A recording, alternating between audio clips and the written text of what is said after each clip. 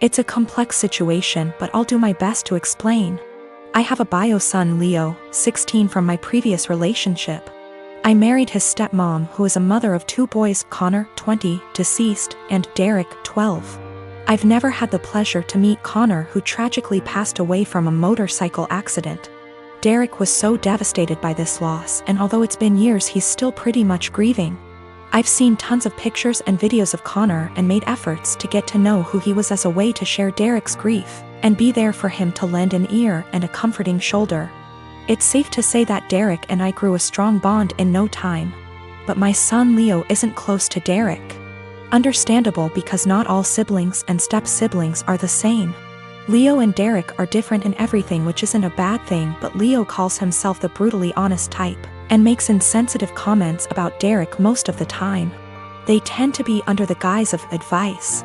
Derek never complained, so I had to step in and tell Leo to stop being insensitive towards his stepbrother, especially with everything regarding Connor and his memory. Leo would say, "Okay, I get it, and I won't do it again." Days ago, Leo wanted to hang out with friends and asked Derek if he wanted to join. Derek agreed and put on Connor's hoodie before going out. Leo commented on the hoodie and called it ugly and asked him to put on something else, but Derek insisted on wearing it or not go. Leo dropped it. Hours later, Derek came home crying with his hoodie in hand. He said Leo and friends cut it into pieces while he was in the bathroom after they convinced him to take it off. I was furious. I asked Leo, and he said it was his friend's idea, then said he had to do it since Derek wears it everywhere, and it looked old and embarrassing.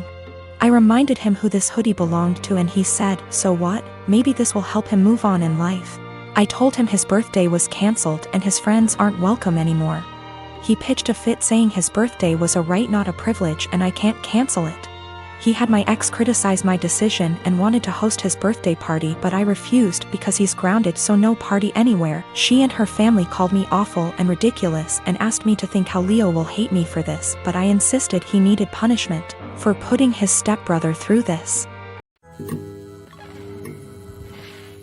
I am a 51 years old male, and I have 3 children, 1 girl, 1 boy, and 1 child is gender neutral. My son Eric is the oldest, Eva is the middle child, and Charlie is my youngest. I'm still very new to the whole LGBTQ thing, so please correct me if I say something wrong. Now sadly, when the children were all young, their mother / my wife passed away in a car accident, and I've been raising them by myself ever since, as I've chosen to never remarry since my wife was / is the love of my life. I'll say I'm definitely not a perfect father, but I've done the best I could to raise my children. Now Eva has always been a bit more wild than her other siblings, even before her mother's passing. I've tried everything, ranging from having sit-down talks with her to putting her in therapy, as well as taking parenting classes and reading books to see what I could possibly do to help. Therapy did seem to help a little bit, but decided to stop soon after she turned 18. Now let me tell you the story as to why I'm here now. My daughter Eva still lives with me and Charlie as she goes to school, and has definitely been home more due to the pandemic, but has started to go out more now that they are letting up on some of the regulations. Now I was out getting dinner with an old high school buddy of mine when I get a panicked call from my son, who had been at my house hanging out with his siblings. To summarize what he told me, he got into an argument with Eva and Charlie sided with him. Eva became very volatile and even called Charlie a slur, which is a big hell no for me. So I headed home and tried to calm everything down. I told Eva I didn't care about what they had been arguing about, and that she wasn't allowed to disrespect Charlie or Eric like that. Me and Eva ended up now being the ones to start arguing, but I soon shut it down when I realized it wasn't gonna help. I forced her to apologize and took away her car privileges until she could learn to respect her siblings, and I thought it was the end of that. Well, the next morning after work, I ended up coming home and finding scraps of papers all over.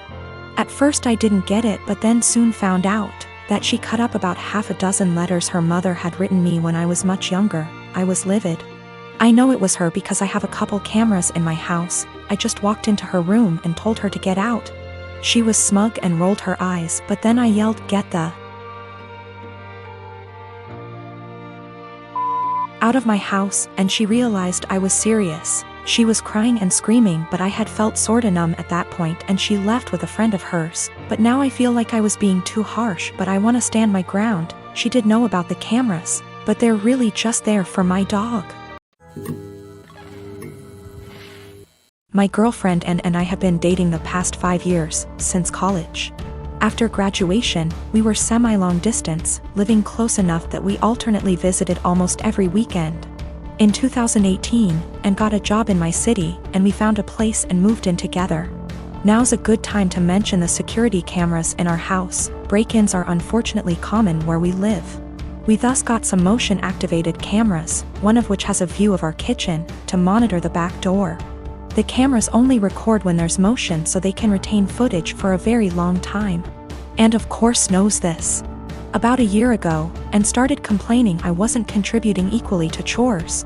I've been obsessive about chores my whole life. Growing up, not doing the dishes meant no video games for a week. When I lived with roommates, I was always the chore Nazi, making damn sure we all stuck to our chore wheel. And is just as fastidious about chores, so we just naturally alternated who did what.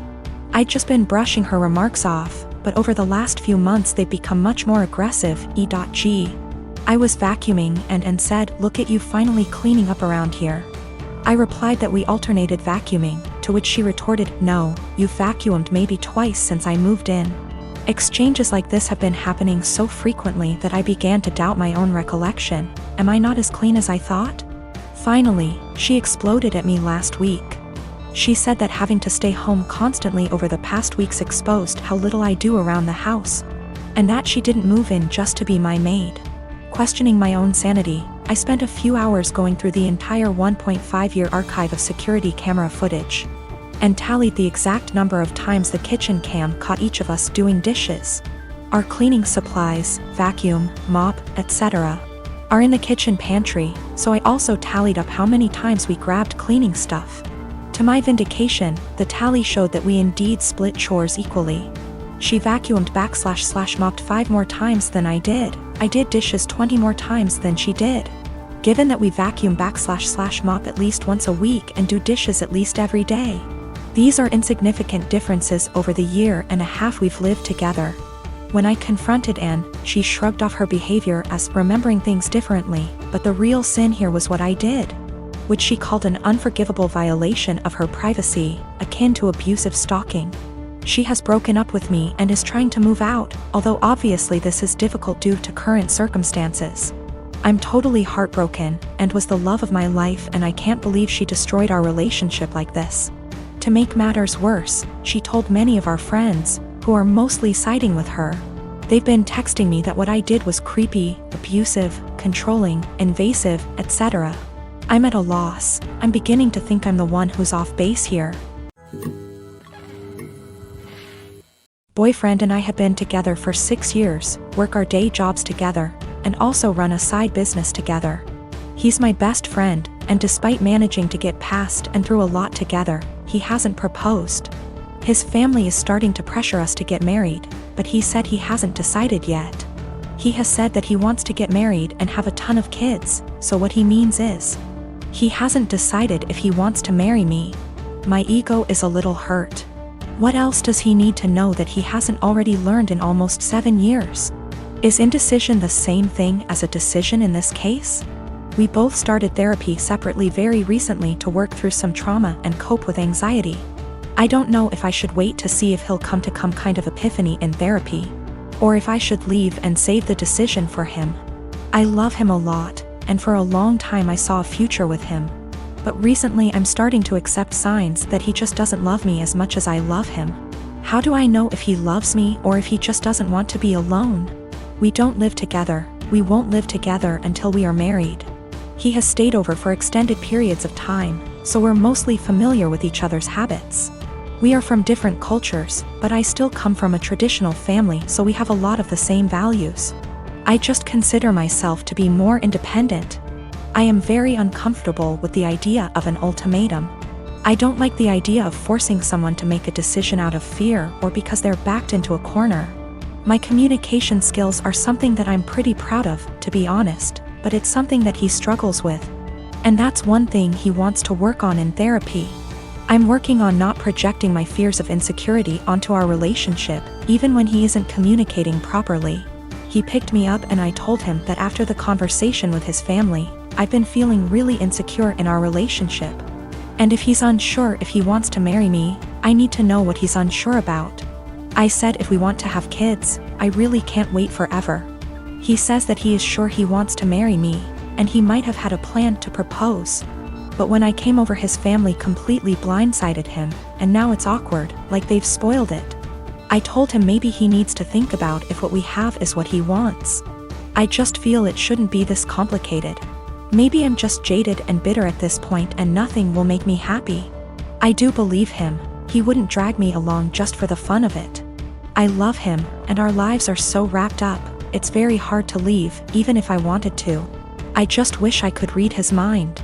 I wanted to talk to my therapist before I made any decisions. We both had appointments the following day, and in my session she asked me if I thought I was ready for marriage. I said of course. I've known I wanted to marry him since I asked him to move out with me. 2 years into the relationship and he turned me down. She responded by rephrasing the question. She said she isn't asking if I want to marry him, but rather, is the way I currently feel about myself. The way I handle my problems and my anxiety, and the way my boyfriend and I communicate. Is the way I feel in my relationship the way I want the rest of my life with this man to be? No way came out of my mouth way before I even processed it. Stressed was in my brain in big, bold, yellow letters. Right now I need to continue to work on my issues in therapy and learn what the best version of myself is like before I'm ready to commit to whatever future version of our lives together looks like. I've only been going for 2 months so far, and I've already seen a huge improvement in my ability to handle stress and my self-worth.